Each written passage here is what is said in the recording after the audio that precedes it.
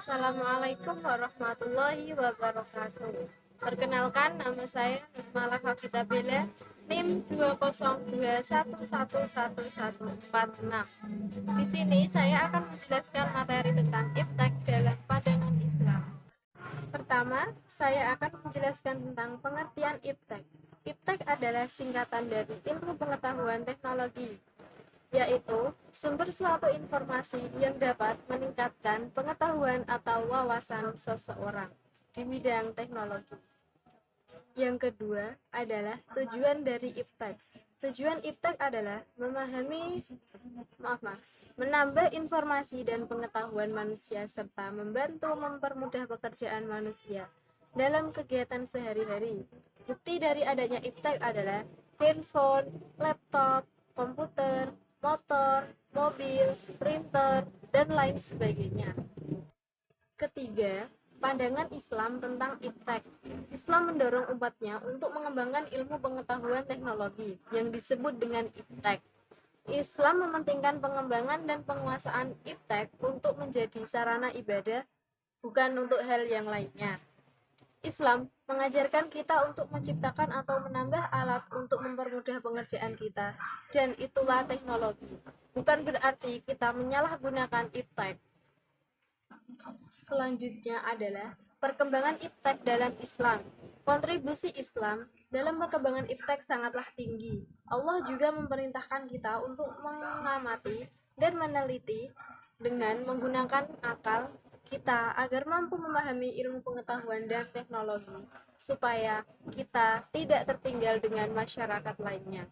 Islam juga mengajarkan kita untuk menciptakan atau menggunakan alat yang dapat memudahkan pekerjaan kita dengan cara menggunakan teknologi-teknologi yang sudah ada saat ini. Dalam perkembangan iptek, pastinya ada kegiatan positif dan negatifnya. Dampak positif perkembangan iptek yaitu dapat memperbaiki kualitas hidup manusia berbagai sarana modern, industri, komunikasi, dan transportasi. Munculnya media massa, khususnya media elektronik sebagai sumber ilmu dan sumber pendidikan. Dampak negatif dari iptek yaitu kemerosotan moral di kalangan warga masyarakat, khususnya di kalangan remaja dan pelajar. Penyalahgunaan pengetahuan bagi orang-orang tertentu untuk melakukan tindak kriminal dan melakukan kegiatan lainnya yang tentunya tidak sejalan dengan agama kita, yaitu agama Islam. Dampak negatif lainnya dari iptek yaitu dengan kemajuan di bidang pendidikan, kita mencetak generasi yang berpengetahuan tinggi tetapi mempunyai moral yang cukup rendah. Siswa menjadi malas belajar karena banyak yang menghabiskan waktunya untuk menggunakan jejaring sosial seperti Facebook, WhatsApp, Twitter, Instagram, dan lain sebagainya. Peran Islam dalam perkembangan iptek adalah sebagai syariat Islam harus dijadikan standar pemanfaatan iptek. Ketentuan halal haram atau hukum syariat Islam wajib dijadikan tolak ukur dalam pemanfaatan iptek. Bagaimanapun juga bentuknya, iptek yang boleh dimanfaatkan adalah yang telah dihalalkan oleh syariat Islam. Sedangkan iptek yang tidak boleh dimanfaatkan adalah tentang yang diharamkan oleh syariat Islam itu juga. Pengaruh perkembangan iptek juga menjadi manfaat yang luar biasa dalam kemajuan dan peradaban umat Islam. Yang sebelumnya pekerjaan dilakukan dengan cara manual, sekarang sudah bisa dilakukan secara instan atau melalui iptek itu tersebut. Dengan cara kita tidak perlu capek-capek menulis lagi, kita bisa langsung mengetik melalui laptop, handphone, atau lainnya. Pengembangan iptek dianggap menjadi solusi dari permasalahan yang ada.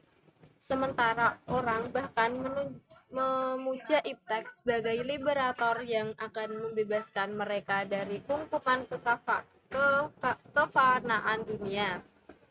Iptek diyakini akan memberi umat manusia kesehatan, kebahagiaan, dan immortalitas. Sumbangan iptek terhadap peradaban dan kesejahteraan manusia tidaklah dapat dipungkiri.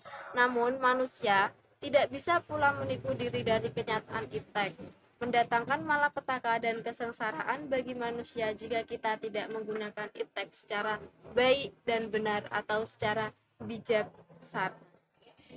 Jadi, kesimpulan yang didapatkan dari mempelajari iptek dalam perkembangan agama Islam adalah sebagai manusia yang beriman dan berilmu, kita juga harus menggunakan kemajuan iptek sesuai dengan apa yang sudah diatur di dalam agama Islam.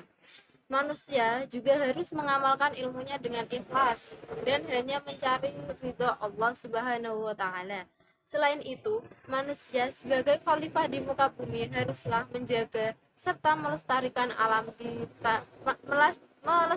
alam ini tanpa melakukan kerusakan terhadapnya. Terima kasih.